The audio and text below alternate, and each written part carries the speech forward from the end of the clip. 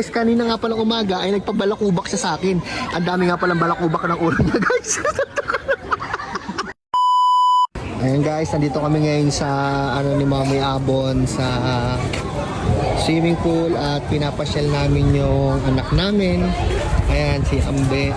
At si Mami Abon nga talagang gusto talaga niyang makalabas ng bahay dahil na siya daw ay nabuburyo. At dito nga sa kabilang swimming pool naman ay nandito nga pala yung aking mga anak na dalawa, si Yesha at si Ada. Pagkatapos nga pala niyan guys, yung aking anak na si Mela ay nandirito rin. Hindi ko nga inaasahan na sa likod niya ay may bata. Ayan, may bata at may matanda. Ayan si Kuya. At dito nga guys, ayan, pinapadede na nga ni Mami Abon yung anak namin na si Ambe. Ayan, at kung mapapansin nyo dito guys, medyo hinihingal na ako. Hinihingal na ako. Ayan, at kitang-kita nyo naman guys kung paano padedein ni Mami Abon si Ambe sa kanyang bote. At may bulaklak nga pala sa likod niya guys. At ito nga pala ang kanyang eco bag. Ayan, Paki. Ay, okay. Ayun, at kanya natawa nga ako guys kasi sobrang masaya talaga ako sa nararamdaman ko dahil may mga nagsiswimming nga dito mga macho man. Pagkatapos nga pala guys, ay may kumakain nga pala doon si Kuya at saka si Ate. Ayan, nag-i-enjoy yung dalawa. Doon naman sa dulo ay may nagbabasketball. Ayun na, nakakahingal. Kaya ko pa.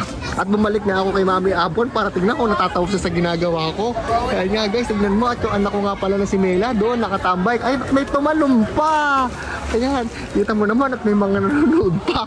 Ayan, at tatawa nga dito si Mela kasi nga sabi niya gusto niyang maligo pero ayaw ko siyang payagan. At dumating din si Yesha, naka-swimsuit din. Ang galing-galing talaga ng anak ko. At balik nga talaga kayo kay Mami Abon. Dito nga pinapaligo niya na si Mela pero ayaw pa rin ni Melang maligo. Ayan, at dumating din yung anak ko, si Yesha. Ayaw maligo, hindi ka pala naliligo. At tinatanong nga niya kung ayaw maligo tapos si Yesha nangungulit pa. Napakakulit naman ng bata na to. Teka lang, nagbo-voice over ako. Balik tayo kay Mami Abon guys. Kanina nga palang umaga ay nagpabalakubak siya sa akin. Ang dami nga palang balakubak ng ulo niya guys. Ayan, at natawa nga ako bigla doon. Natawa nga ako doon bigla doon guys. At dahil nga sa balakubak niya na yun, napuno yung una namin. At nakita ko nga si Kuya na paparating. Ayan, at tumatawa si Kuya. Balakubak, wala akong balakubak. At sinabi dito ni Mami Abon na may balakubak daw ako. Pero ang totoo niyan ay wala. Kahit tingnan nyo man guys.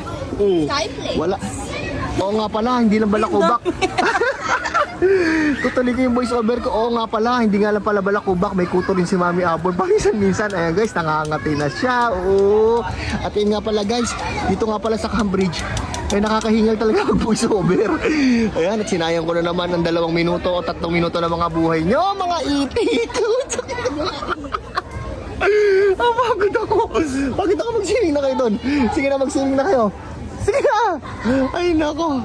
At dumating nga po pala si Yana. Buti bago matapos yung video ay dumating siya at nakita rin siya sa aming video. Kaya anak, mag-shoutout ka muna. Sige na guys.